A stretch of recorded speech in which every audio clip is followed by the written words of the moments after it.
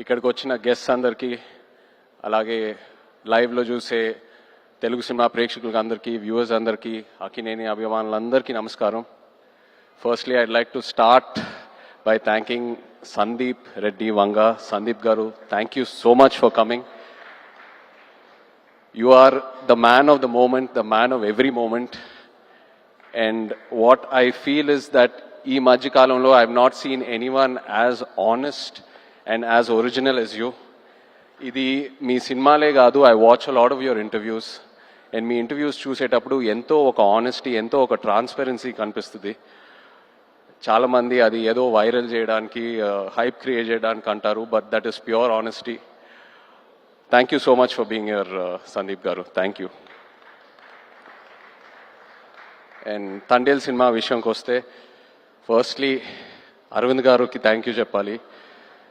Cinema అయిపోయేసరికి last 2-3 monthsలో నాకు ఒక కొత్త భయం స్టార్ట్ అయింది. అంటే నేను నెక్స్ట్ సినిమా ఎలా సక్సెస్ఫుల్గా ఫినిష్ చేస్తానని. అరవింద్ గారు లేకుండా, వాసు లేకుండా, ఈ టీం అందరు లేకుండా, వాళ్ళంతా ఇన్వాల్వ్ అవుతారు ఒక సినిమాలో, అంత కాంట్రిబ్యూట్ చేస్తారు.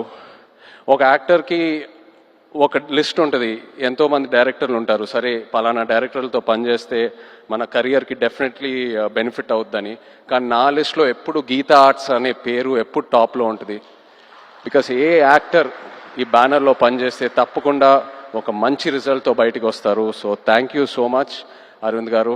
అండ్ వాసు, మన జర్నీ ఎప్పటి నుంచో స్టార్ట్ అయింది. అండ్ ఈ సినిమాలో కూడా ఏదో ఒక రోజు మనం ఈ సినిమా టాపిక్ గురించి మాట్లాడాము. ఒక ఐడియాలా చెప్పారు నాకు, ఒక 10 నిమిషాలు.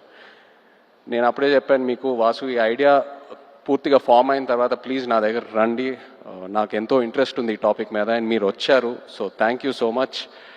అదే కాకుండా నేను రియల్ లైఫ్ ఈ తండేల్ రాజు క్యారెక్టర్కి నాకు చాలా పెద్ద గ్యాప్ ఉంటుంది.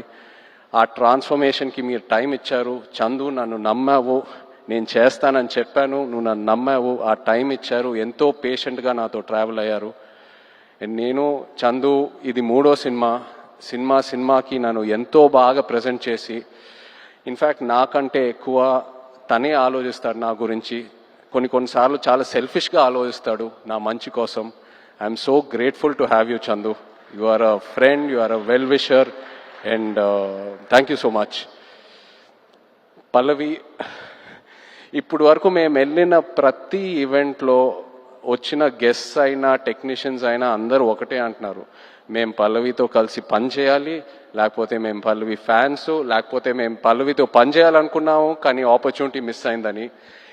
ఈ మధ్యకాలంలో ఒక ఆర్టిస్ట్కి ఇంత యునానిమస్ అయిన పాజిటివ్ అవుట్లుక్ నేను ఇప్పటి వరకు చూడలేదు, నాకు తెలిసి ఫ్యూచర్లో కూడా చూడను. You deserve every bit of it Pallavi, and I wish you all the best. Thank you for being who you are. Thank you so much. And the true rock star of this film చెప్పాలి మన DSP గారు. నిజంగా ఒక love స్టోరీకి audio ఎంత ఇంపార్టెంటో మీ అందరికి తెలుసు.